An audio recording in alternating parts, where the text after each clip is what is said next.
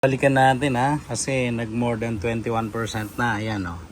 So yung sinasabi ko kanina na magsisiro doon sa grid, ayan, nangyari na. Nag-zero na talaga. Kasi yung production natin tumaas na 2.4, 2.6 kanina yan.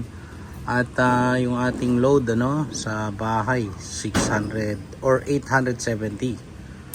So the rest ay pumupunta sa battery. Ayan, so chine-charge na niya ngayon.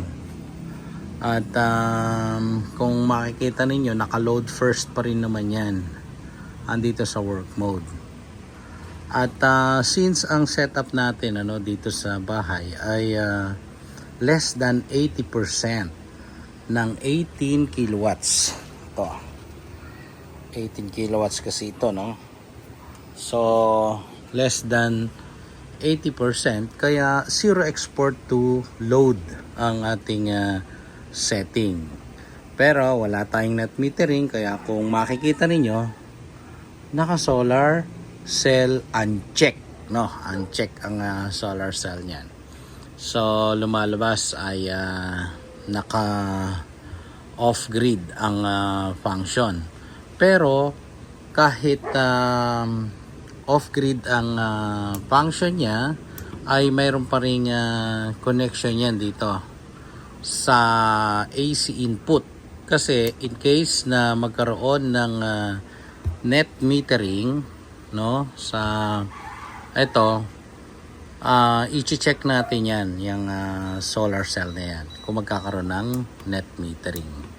So ibig sabihin nito, yung main distribution panel natin doon sa loob ng bahay, ay lahat connected sa load side ng inverter. So yung input na nanggagaling dito ay pumasok pa rin naman doon sa grid side. Kaya lang, hindi na natin kailangan yung CT sensor kasi naka zero export to load yan.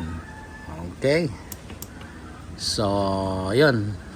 Panoorin nyo yung immediately preceding video na mention ko kanina at 4% lang ito at kumukuha sa grid. No? So, nung pagdating ng 21% or 20% ay nag-zero na sa grid or Meralco at tuluyan ng nag-charge sa battery at mababa lang naman yung house load natin.